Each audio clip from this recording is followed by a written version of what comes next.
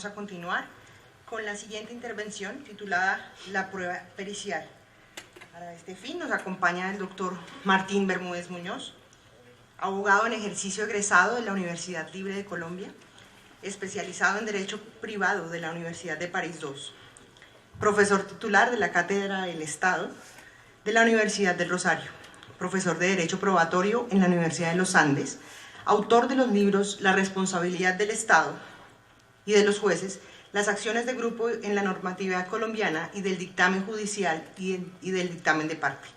Es miembro de los institutos colombiano y panamericano de Derecho Procesal, árbitro de la Cámara de Comercio de Bogotá, conjuez del Consejo de Estado del Tribunal Superior de Bogotá y del Tribunal Administrativo de Cundinamarca. Doctor Bermúdez, es un gusto tenerlo con nosotros, presentarlo de nuevo. Gracias.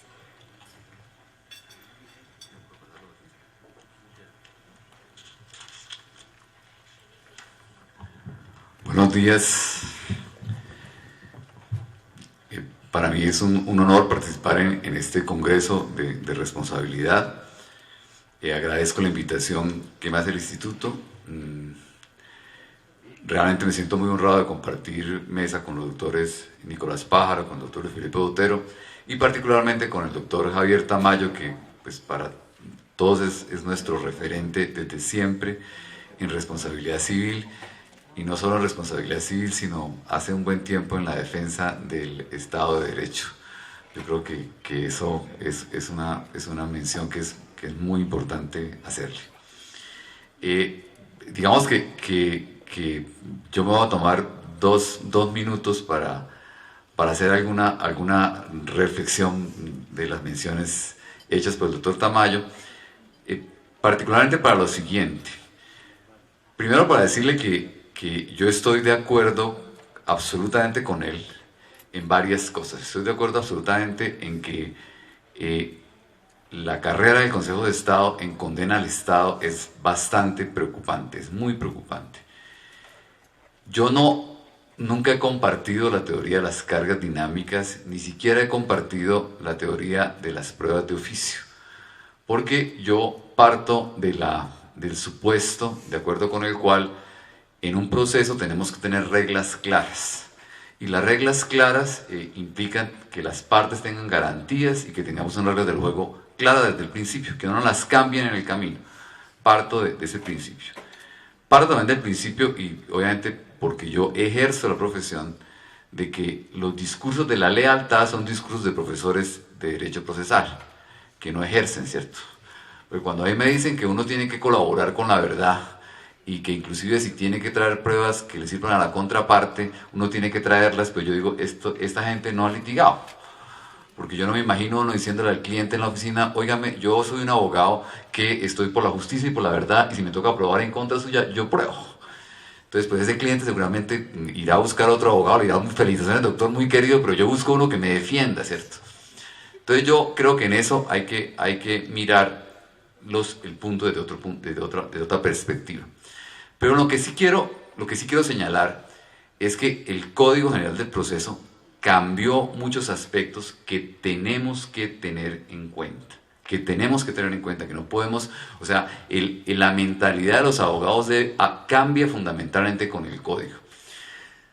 Yo simplemente quisiera hacer una muy pequeña historia, y me estoy pasando los 5 minutos, ¿cierto? Una muy pequeña historia de qué ocurrió con la falla presunta en el Consejo de Estado. Como lo decía el doctor Javier, el Consejo de Estado primero dice a los médicos les toca probar, ¿cierto? Les toca probar la ausencia de falla del servicio. Es lo primero que dice, y lo dice como él exactamente lo dice porque a ustedes les queda más fácil probar, ¿cierto? Y evidentemente esa es una afirmación bastante discutible. ¿Y qué es lo que ocurre? Porque nosotros hemos hecho después de esto un estudio de 10 años de qué ocurrió después. Pues lo que ocurrió, o sea, lo que primero ocurre, fíjense, lo que primero ocurre es que las entidades médicas son todas sorprendidas con esta jurisprudencia nueva. Esta jurisprudencia que se dicta y se aplica inmediatamente. Entonces yo como apoderado del Seguro Social había contestado la demanda, no había pedido pruebas porque le tocaba pedir al demandante, y en la sentencia terminan condenándome, terminan sorprendiéndome, ¿de acuerdo? Es una sorpresa que le damos se le da a las partes en ese momento. ¿Qué hacen los médicos? Los médicos lo que hacen es exactamente lo que decía: presentan testimonios, presentan documentos y van al Consejo de Estado a decirle: yo obré de esta manera. ¿Y cómo van a decirle? Pues obré bien, ¿de acuerdo? ¿Y qué dice el Consejo de Estado? Dice el Consejo de Estado: es que yo el dicho de ustedes no lo puedo creer. ¿Por qué? Porque ustedes son parte y son sospechosos, ¿de acuerdo? Entonces, el Consejo de Estado, ¿qué dice ahí? Que es lo que no agrega el doctor Tamayo. Dice el Consejo de Estado: a ustedes les toca presentar un dictamen para acreditar la ausencia de falla, ¿cierto? Y ahí la teoría se cae, ¿de acuerdo? Ahí la teoría se cae. ¿Por qué razón? Porque la pregunta es: ¿por qué la víctima no puede presentar el mismo dictamen? ¿De acuerdo? Además de que es contradictorio primero decirle: oiga, pruebe usted que sabe, y después de que habla, decir no le creo porque es parte, pues ahí la teoría se cae, ¿de acuerdo? Entonces simplemente lo que ocurre es que empiezan a pedirle a los médicos o a las entidades médicas que acrediten la ausencia de culpa mediante un dictamen pericial. Y repito, ahí la teoría no funciona. Pero no solamente no funciona, sino que la teoría se vuelve en contra de las víctimas. Porque la pregunta es: ¿qué será más favorable para una víctima? ¿Presentar un dictamen o pedir un dictamen para probar la culpa médica, o controvertir un dictamen que presenta el médico demostrando la ausencia de culpa? ¿De acuerdo? Y descartada la teoría, descartada entre otras cosas porque el Consejo de Estado admite que ahí no hubo carga dinámica, sino que lo que hizo fue voltear la prueba de un lado para otro, eso no era carga dinámica. Descartada esa teoría, entonces se aplica la sentencia de la doctora Ruestela en el 2007, y por segunda vez, fíjense, por segunda vez se sorprende a las partes. Por segunda vez se sorprende a las partes, porque las partes que habían oído la sentencia del Consejo de Estado, las víctimas estaban con una gran cantidad de demandas, y si podemos demandar sin probar culpa, demandemos sin probar culpa. Entonces todas las víctimas habían demandado sin presentar dictamen pericial, y entonces el 2007 le dice el Consejo de Estado: qué pena, les tocaba probar, ¿cierto? Entonces, por segunda vez, primero sorprendemos a las entidades médicas, y segundo, sorprendemos a las víctimas. Ahí llego para decir en qué cambia el Código General del Proceso. Cambian varias cosas, fíjense. Primero, la contestación de la demanda en el Código General del Proceso debe ser, o sea, se va a tener como, la persona demanda va a tener frente a cada hecho, como confesión del hecho que usted no conteste, o como confesión del hecho que usted conteste de manera ambigua. Pero adicionalmente hay una norma que la gente dice: ¿por qué está ahí, cierto? Pero adicionalmente el código dice: si usted responde un hecho, que un hecho no es cierto, a usted le corresponde decir por qué no es cierto, ¿cierto? Entonces la gente dice: pues están locos, no es cierto, porque no es cierto, no. Eso tiene una finalidad que es muy compleja, y yo simplemente la pongo para el debate, para que ustedes, porque yo no puedo abarcar todo. Pero fíjense, cuando a mí me dicen: sigo yo, debo decir no es cierto, y por qué no es cierto, en el fondo me están obligando a proponer excepciones de fondo, ¿cierto? Entonces, si al médico le dicen: oiga, usted le causó la muerte del paciente porque la droga que le recetó era una droga inadecuada para lo que él tenía, ¿cierto? Pues el médico no puede contestar simplemente no es cierto, ¿de acuerdo? El médico tiene que explicar qué pasó. Y cuando el médico explica qué pasó, empiezan a cambiar las cosas, porque está proponiendo una excepción y le está imponiendo un deber de probar, ¿de acuerdo? Entonces, el primer punto que creo yo que hay que advertir en esta materia es que gústenos o no nos gústenos, ¿cierto? La actitud probatoria de los abogados frente al nuevo código debe cambiar, fíjense. Los abogados estábamos acostumbrados simplemente a atenernos a la carga de la prueba, a decir: si el demandante no presentó prueba de su afirmación, pues simplemente yo me quedo quieto, ¿de acuerdo? Yo me quedo quieto, a él se le toca probar, yo me quedo quieto, ¿cierto? Era una actitud, si ustedes quieren, pasiva en materia probatoria. creo que eso cambia y hay que asumir una actitud activa en materia probatoria. Yo no estoy diciendo que prueben la verdad del otro. Estoy diciendo que si uno tiene que explicar, uno tiene que hacer todo el esfuerzo probatorio para intentar probar su posición. Repito, porque el código cambió y las reglas cambiaron. Y termino señalando por qué pasó con las cargas dinámicas, ¿cierto? Las cargas dinámicas, el artículo 167, ¿cierto? Yo creo personalmente que primero estoy convencido de que van a ser excepcionales, ¿cierto? Primero van a ser convencionales. Segundo, creo que supera la sorpresa a las partes, fíjense. El juez en un momento dado va a decir, en este caso, estimo que le queda más, ahora explico por qué, que le queda, después de visto que usted hizo todo el esfuerzo probatorio, estimo que le queda más fácil probar al demandado, razón por la cual en este auto, dispongo que el demandado apruebe. Pero al dictar ese auto le tengo que dar un traslado y un término para que el demandado apruebe. Entonces no lo voy a sorprender. Si cambio la distribución de la carga de la prueba, le voy a dar un término al demandado para que pruebe. Y ojo, ¿en qué casos? El doctor preguntaba qué pasa con la simulación. La simulación, cuando se habla de la simulación, lo completo, ¿cierto? Es el caso que uno conoce de las ventas predivorcio, ¿cierto? Es el señor que se va a divorciar de la señora y antes de divorciarse, él vende todo, transfiere el carro, la finca, el apartamento, todo lo transfiere, ¿cierto? Y cuando se va a divorciar, el man no tiene nada, ¿de acuerdo?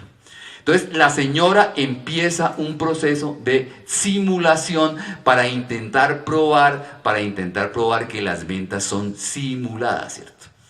Y en un caso como ese, que a la señora le toca probar que al que le vendió no tenía recursos, que era el hermano, que era la novia, que además el señor sigue viviendo en el apartamento, exacto.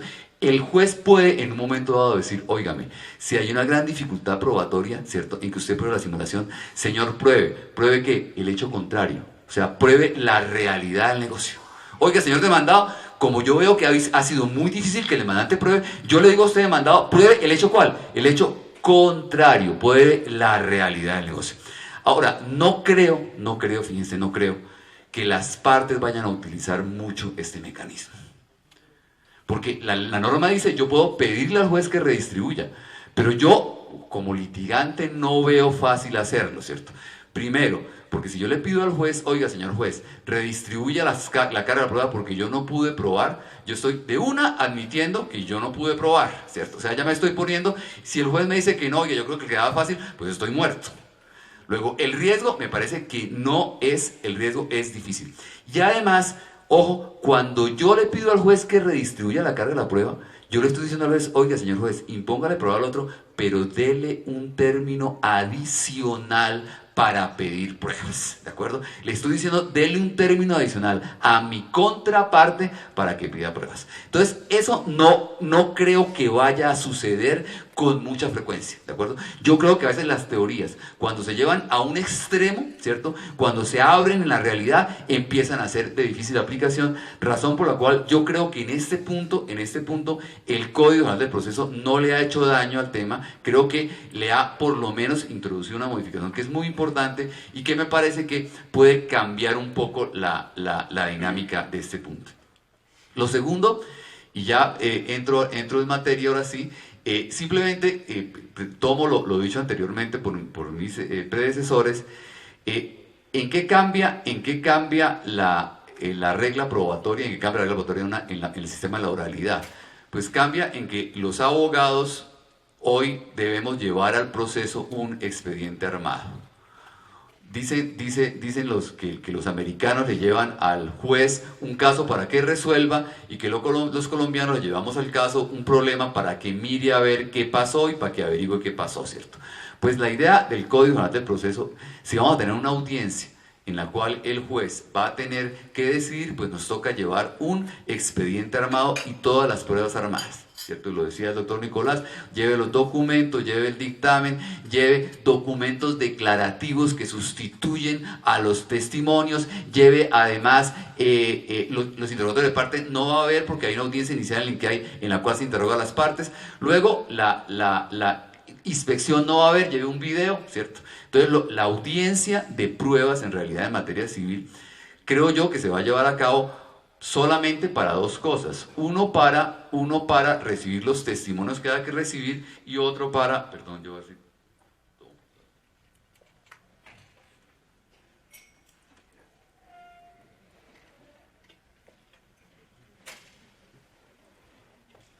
Y otro para escuchar los dictámenes de parte. Y creo que el cambio del dictamen, de pasar del dictamen judicial al dictamen de parte, es uno de los cambios más importantes que introduce el Código General del Proceso. Parto por hacer la siguiente advertencia. El Código General del Proceso, si ustedes me lo permiten señalar así contundentemente, prohíbe el dictamen judicial. El dictamen judicial se acabó. Quiere decir que uno en un proceso civil no puede en ningún caso pedirle al juez,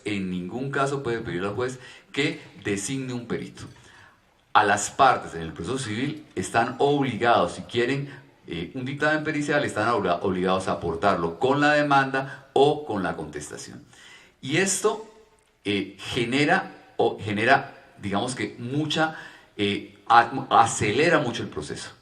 Primero que todo, tal vez lo que más demoraba un proceso era el trámite del dictamen, la designación del perito, el nombramiento, la posesión, la pelea con los honorarios, porque los peritos podían recurrir. Eso generaba una dilación muy grande del proceso, lo cual se acaba y simplemente se sustituye porque el demandante aporte un dictamen con la demanda y el demandado, si quiere aportarlo, aporte un contradictamen al contestar la demanda. Entonces creo que uno de los cambios fundamentales en esta materia es ese, y advierto que en materia contencioso administrativa no se adoptó este sistema. En materia contencioso administrativa se adoptó el sistema dual. En contencioso se puede o pedir o aportar un dictamen, lo que en materia procesal genera muchas dificultades por la articulación de los dos sistemas. Ahora, en materia de responsabilidad, pues yo no creo que tenga que insistir mucho en la importancia de un dictamen pericial. Creo que es esencial un dictamen pericial, no solo es esencial para cuantificar el daño, sino que es esencial para determinar la existencia de relación de causalidad y la existencia de culpa o de falla en el servicio. Y en este punto simplemente quisiera tener en cuenta lo siguiente, ¿cierto? La relación de causalidad, el concepto de relación de causalidad, o sea, el decir, este hecho fue la causa del daño, y el concepto de culpa son valoraciones de hechos. Y cuando uno habla de valoración de un hecho, esa valoración de un hecho debe hacerla un perito, simple y sencillamente porque el juez carece de conocimientos para deducir esa valoración de ese hecho. En el proceso tenemos que probar determinados hechos. ¿Cómo probamos cómo ocurrió la intervención médica? Pues la probamos con la copia de la historia médica. Pero la valoración a partir de la historia médica para determinar si el paciente fue debidamente atendido o fue atendido en contra de la lex artis, esa valoración tiene que hacerla un perito. La valoración acerca de si la intervención médica fue la que le generó el daño a la víctima, tiene que hacerla un perito, ¿de acuerdo? Y no tiene que hacerlo un perito, no solo únicamente porque uno diga que el juez carece de conocimientos, sino porque es una prueba que debe hacerse de esa manera para que las partes puedan controvertirla adecuadamente. O sea, uno no podría decir que porque un juez estudió medicina antes de estudiar derecho, ¿cierto? Que a mí me dan miedo los médicos que estudian medicina, ¿cierto? Porque no son ni buenos médicos ni buenos abogados, ¿cierto? Me preocupa mucho. Uno no podría decir que porque el juez estudió antes medicina, ¿cierto? Entonces el juez puede decidir un proceso. No, porque es que el concepto tiene que ser, el concepto pericial debe ser controvertible en el proceso. Las diferencias, la diferencia procesal, porque me refiero fundamentalmente al tema procesal, entre el dictamen pericial decretado por el juez y el dictamen pericial aportado por la parte, uno podría indicarlas de la siguiente manera. El dictamen al que estábamos acostumbrados, que es un dictamen decretado por el juez, partíamos del presupuesto de que se trataba de un dictamen pericial imparcial que servía o que tenía como finalidad que el juez designara un auxiliar de la justicia que le pudiera indicar o le pudiera colaborar en su decisión, si ustedes quieren, en relación con aquellos aspectos de los cuales él no conocía.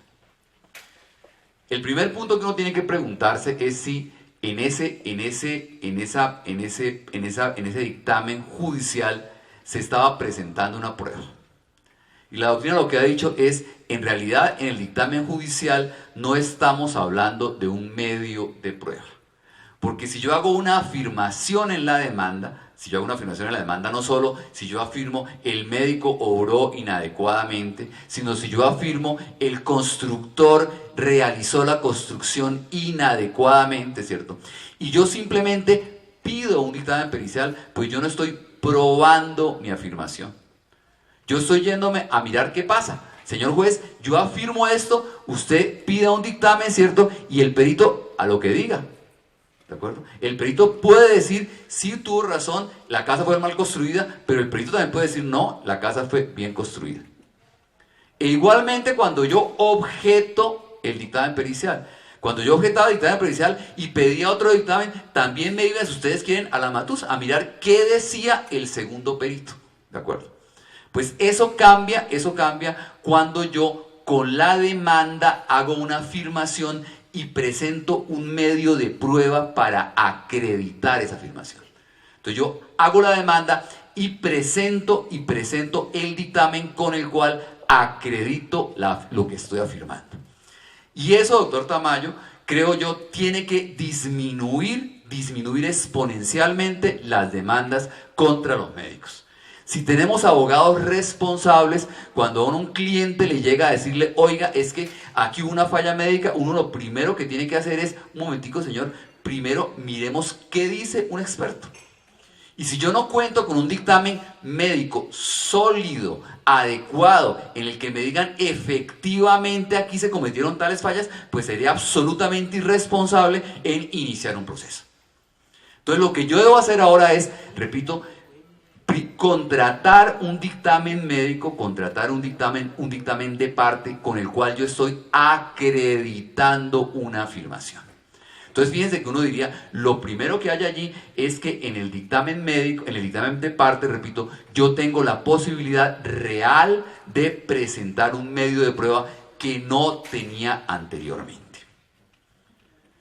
Y adicionalmente, si ustedes quieren adicionalmente, cuando el demandante presenta el dictamen de parte, la forma de controvertirlo del demandado es presentando otro dictamen, ¿cierto? Y el otro dictamen, yo creo que deberíamos llamarlo contradictamen, ¿de acuerdo? Contradictamen. El dictamen del demandado debe estar dirigido a controvertir el dictamen presentado por el demandante. Uno no tiene que presentar un nuevo dictamen y la noción del contradictamen hay que tenerla bastante clara, ¿cierto? Yo doy el siguiente ejemplo. Fíjense, si un demandante en un pleito por el valor de un bien, una lesión enorme, presenta un dictamen diciendo el apartamento que vendieron en 150 millones de pesos vale 300 millones de pesos. Y ese es el dictamen del demandante, ¿cierto? Fíjense, el demandado no tiene que presentar otro dictamen señalando cuánto vale el apartamento. Porque al que le corresponde la carga de probar es al demandante. El demandado lo que tiene que presentar es un dictamen destruyendo los fundamentos del dictamen del demandante. Entonces tendrá que decir, señor, ¿usted de dónde saca que el apartamento vale 300 millones de pesos? Usted dice que en el sector, pues usted no trae ninguna prueba del sector. Lo que usted tiene, hay un procedimiento que establece cómo se llega al valor de los bienes. Luego yo simplemente lo que hago es, repito, en un contradictamen, discutir los términos del dictamen del demandante. Si el demandante afirma, la paciente se murió porque en la clínica tal no la atendieron, no le hicieron los exámenes, la señora estuvo 8 días sin que nadie fuera, el examen que era necesario. ¿Qué es lo que hace? Ese es el dictamen del demandante, ¿cierto? ¿Qué es lo que hace el dictamen que contrata el médico? Controvertir ese dictamen. Controvertirlo. ¿Y cómo lo controvierte? Le diciendo que no está mal fundamentado, ¿cierto? Uno, en la historia clínica folio tal y a folio tal, está previsto que el señor efectivamente fue atendido. Dos, el examen que está diciendo que se le hizo no era necesario por tal razón, ¿cierto? Y repito, lo que el demandado, la función del contradictamen es fundamentalmente esa. Destruir los fundamentos, destruir las conclusiones del dictamen del demandante. Y la gente se pregunta entonces, ¿y qué hace el juez en ese caso, cierto? Pues en ese caso, lo que debe ocurrir normalmente, y lo vamos a ver más adelante que la norma específicamente para referirnos a eso, lo que normalmente debe ocurrir es que en la audiencia de pruebas, el juez va a oír el dictamen del demandante y el dictamen del demandado. Y la discusión dialéctica entre los dos peritos le va a permitir al juez averiguar la verdad, ¿de acuerdo? Porque usted va a tener a un perito que dice blanco, que dice aquí hubo una barbaridad médica, y un perito que dice negro, que explica por qué ese dictamen es equivocado. Y a partir de lo anterior, el juez, obvio, aplicando la regla de la carga de la prueba y sabiendo que al que le corresponde probar es al demandante, dirá, qué pena, su dictamen no pasó la prueba de la contradicción, ¿cierto? Su dictamen no superó la contradicción que se le hizo aquí. Y yo quiero indicarlo porque en la práctica ya hemos hecho audiencias con dos peritos y me parece que eso permite aclarar perfectamente los hechos. Eso permite, y el cambio es absoluto, ¿cierto? El cambio es absoluto, ¿cierto? Lo que teníamos antes, ¿cierto? Era un perito que nombraba al juez, ¿cierto? Que nombraba al juez, y el perito lo que hacía era tirárselas de imparcial, ¿cierto? Entonces eran peritos aguas tibias, ¿cierto? Que no decían ni sí ni no, ¿cierto? El señor no le decía, oiga, hay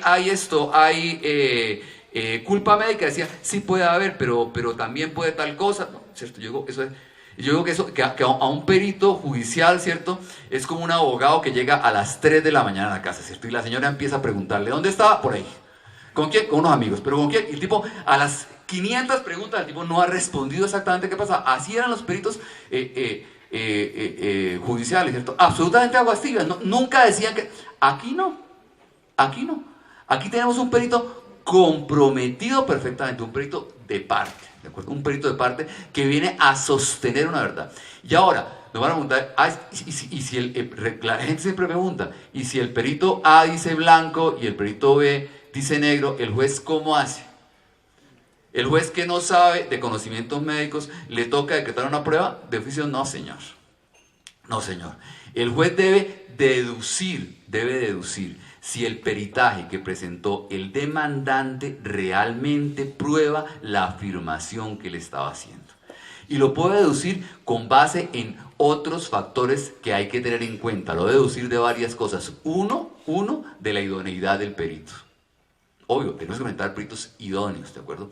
Dos, de la fundamentación del perito, ¿cierto?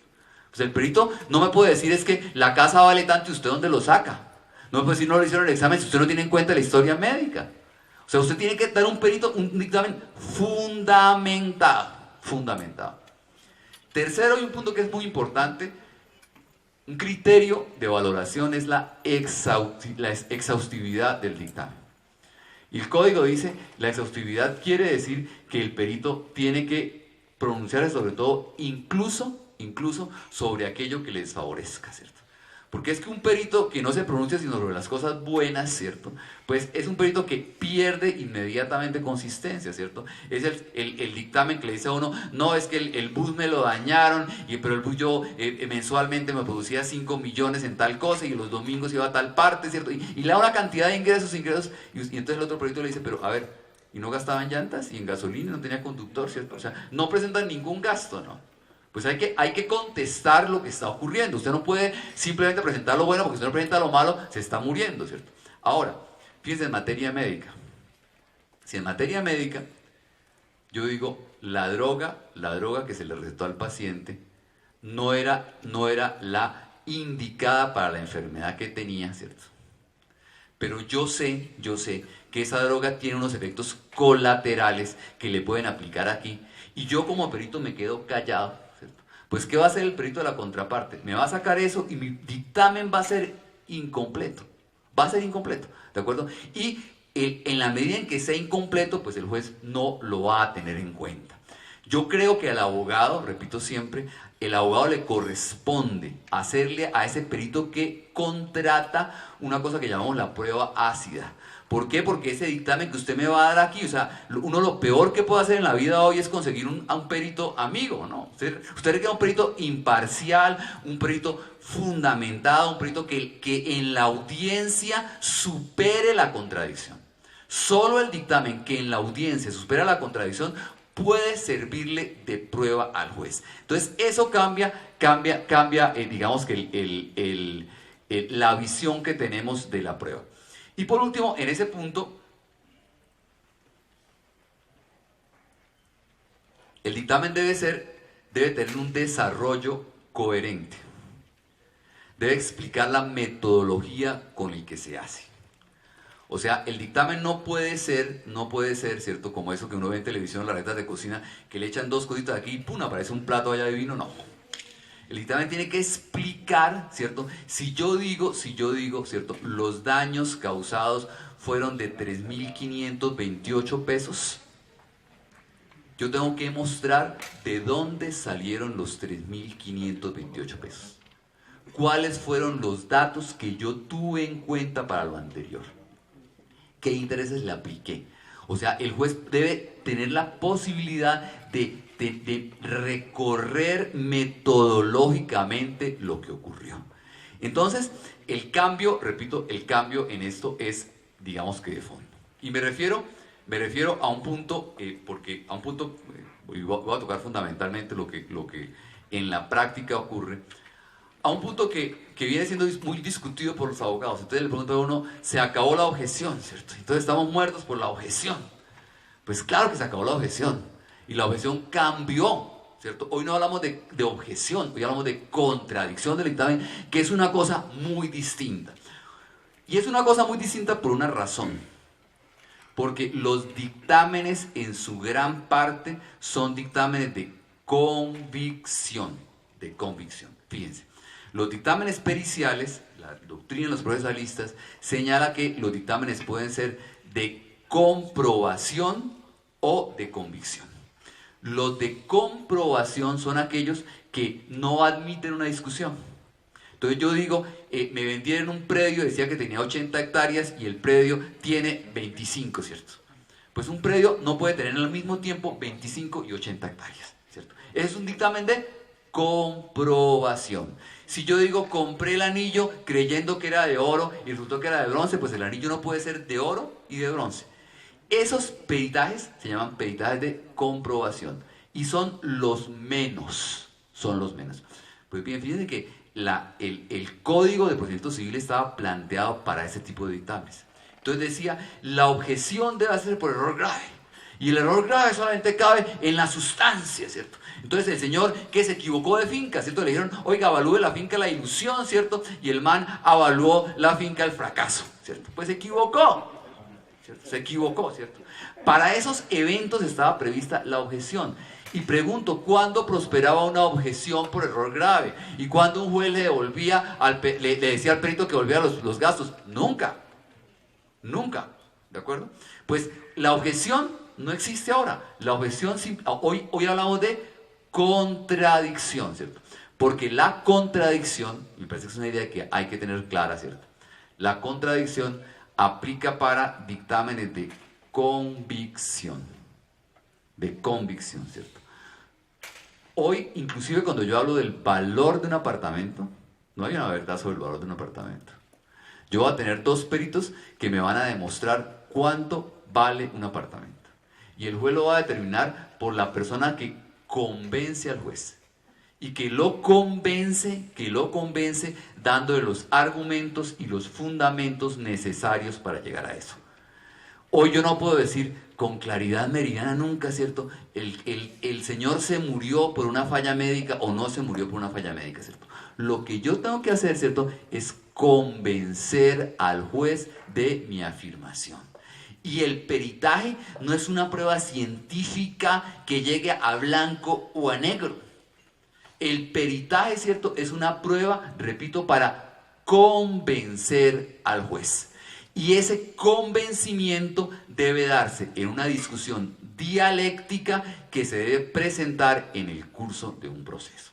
Ese es el cambio, repito, fundamental, esencial en esta materia. Yo no voy a sostener que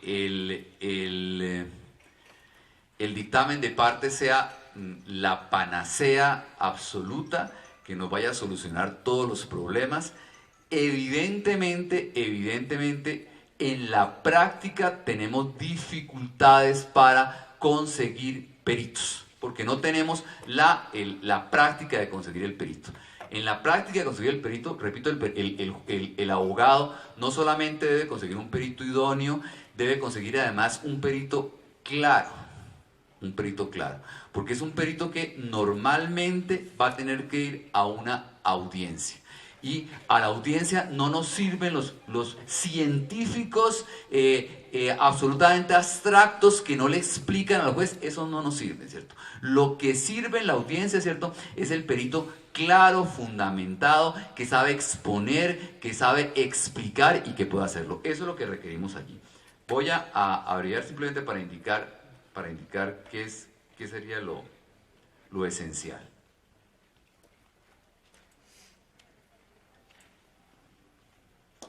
Simplemente indico cuáles son los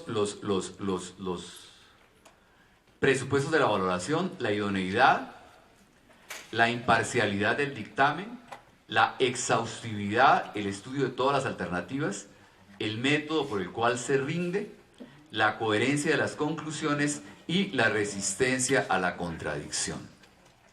Y simplemente me refiero, para terminar, a dos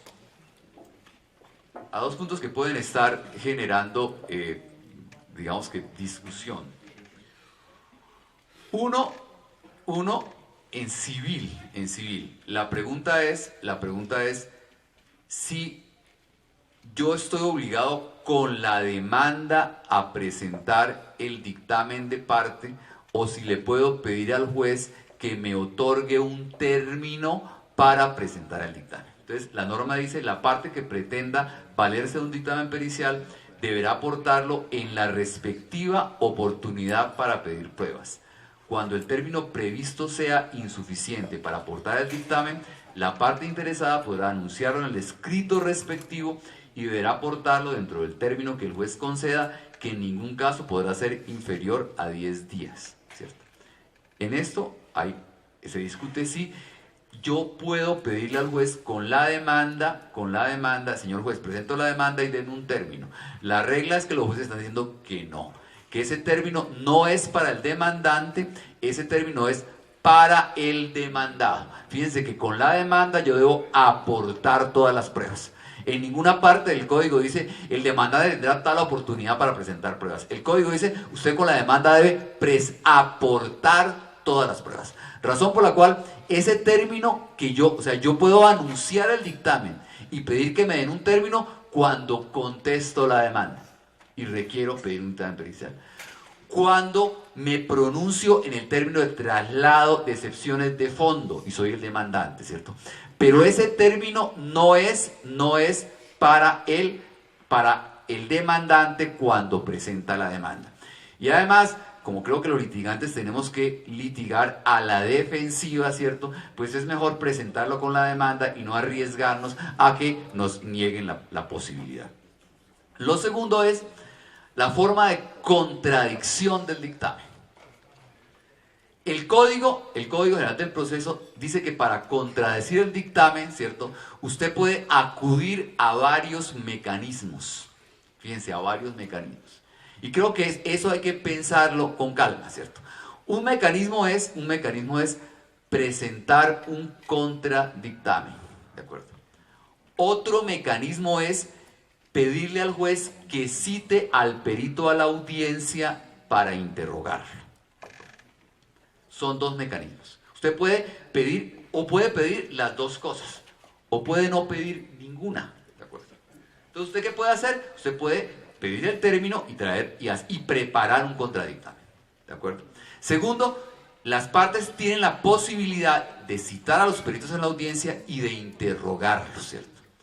Y el código trae una previsión que es muy importante y que a los jueces a veces se les está pasando, ¿cierto? Y es que en la audiencia pueden hacerse preguntas sugestivas o preguntas capciosas, ¿de acuerdo? Fíjense, el perito no es un testigo. El perito no va a declarar sobre la verdad, entonces yo no voy a sugerir la verdad. Yo sí le puedo decir al señor perito, de acuerdo con la consideración que usted hizo y con tal que dijo, eso querría decir lo siguiente, y el perito me tiene que contestar sí o no y explicarme, ¿de acuerdo? O sea, yo puedo hacer preguntas capciosas y sugestivas porque además son absolutamente necesarias en un interrogatorio a un dictamen pericial. Ahora, ojo con esto, no estoy obligado ni a llamar al perito a la audiencia, ¿cierto? Ni a llamarlo, ¿cierto? Ni estoy obligado a presentar un contradictamen, ¿cierto? Como siempre en la vida, una posibilidad puede ser no hacer nada, ¿de acuerdo? Fíjense, si a mí el demandante me presenta un dictamen diciendo, un dictamen pericial, ¿cierto? Y dice, yo que soy miembro de la lonja raíz de Pereira hace tantos años, ¿cierto? Y conozco esto, yo dictamino por mis conocimientos que ese apartamento no valía 150, sino 300 millones de pesos. Yo digo, me quedo quieto. Eso no es un dictamen. Esta es la opinión de un señor, ¿cierto? Y le digo, señor juez, oiga, ahí no hay ningún dictamen, no hay ninguna fundamentación, simplemente rechace las pretensiones de la demanda. El dictamen es tan malo, tan pobre, ¿cierto?, que ¿para qué lo llamo a declarar o para qué lo llamo a la audiencia para que me mejore la plana, ¿cierto? No lo llamo porque, con el simple alegato es suficiente, ¿cierto? Es suficiente. Entonces no estoy obligado a pedir el dictamen siempre. Me puede ocurrir lo contrario. Me traen al médico científico maravilloso que rinda un dictamen súper bueno, que yo sé que es profesor de la universidad, que es un buen expositor y yo no pico la culebra, ¿cierto? Lo dejo quieto. ¿Para qué lo llamo? ¿Para que me acabe? ¿No? O sea, trato en el alegato de ver qué le hago al perito, o sea, cómo lo cojo, ¿cierto? Entonces, la idea, la contradicción, el ejercicio de la contradicción no quiere decir que siempre tenga que llamar al perito a la audiencia, ni que tenga que traer otro perito. Dos debates que se están dando y que se están dando particularmente en el Código de Procedimiento Administrativo o CEPACA, ¿cierto? En el CEPACA no se escogió la modalidad de dictamen de parte. El CEPACA, ustedes saben que en todo es una cosa u otra cosa, es un código facultativo. Entonces, en el CEPACA se acogió el sistema dual o sistema mixto, ¿cierto? La doctrina procesal había dicho que ese dictamen, el sistema mixto, había sido acogido por la Ley de Enjuiciamiento Civil Español y que allí había demostrado que era un gran fracaso ese dictamen, digamos ese sistema. ¿Y por qué es un fracaso? Porque hay problemas de articular el dictamen judicial y el dictamen de parte. Entonces, ¿qué puede ocurrir? Puede ocurrir que que el demandante presenta un dictamen de parte. La entidad demandada, en vez de presentar un dictamen de parte, solicita un dictamen judicial. Entonces, ¿qué quiere decir? Pues el dictamen judicial tenemos que tramitarlo como dictamen judicial. Entonces, yo tengo la oportunidad de preguntarle a ese perito. Entonces, yo tendría hasta la posición del perito posibilidad de preguntarle.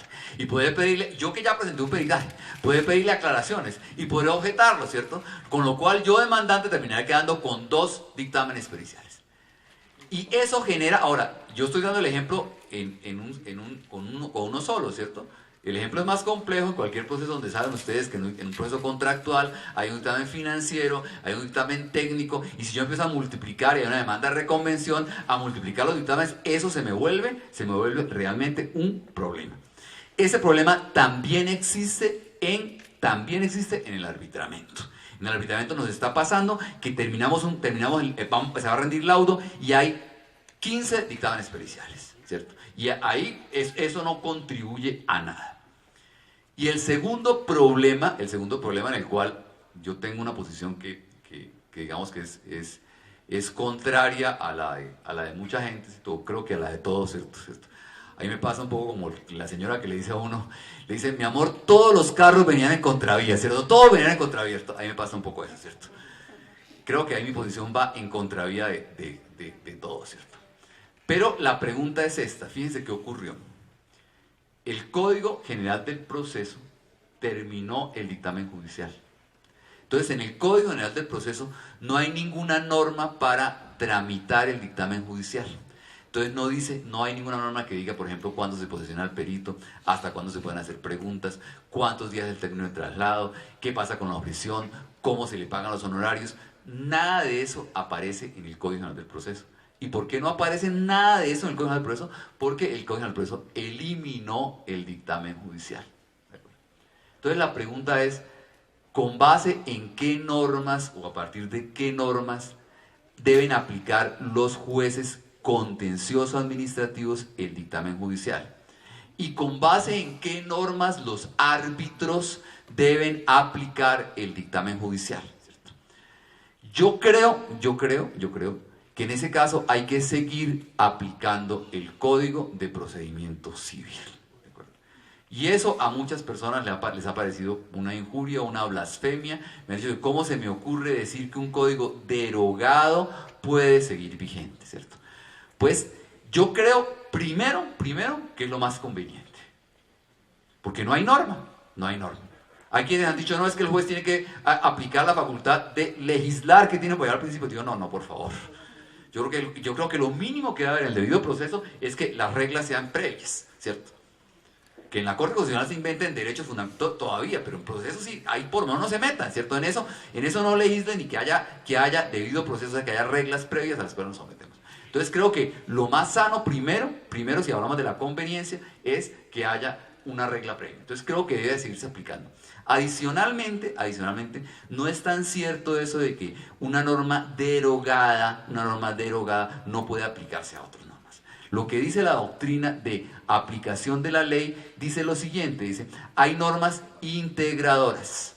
Entonces, cuando el Código Contencioso Administrativo y la Ley de Arbitraje dijeron, aquí se aplicará el Código de Procedimiento Civil, lo que hicieron fue economizarse la traída de esa norma. Pero esa norma quedó integrada a la Ley de Arbitraje y quedó integrada al CEPAC. Uno debe entender que esas normas que trajimos de allá y que se requieren aquí están integradas en el Código y que hay que seguir aplicándolas, ¿de acuerdo? Y en segundo lugar, el tema de derogación no es un tema de inexistencia de la norma, es un tema de inaplicabilidad hacia el futuro de la norma. Entonces, la norma no desapareció, el problema es preguntarnos si la norma puede o no puede aplicarse. Y vuelvo con el tema, creo que lo más lógico, lo más conveniente es que si cuando se dictó la Ley de Arbitraje, si cuando se dictó el CEPACA, existía el Código de Procedimiento Civil y se dijo para el dictamen judicial se aplicarán las normas de ese código, pues que sigamos aplicando esas normas. Yo creo que eso es preferible a que los jueces inventen procedimientos. Muchas gracias.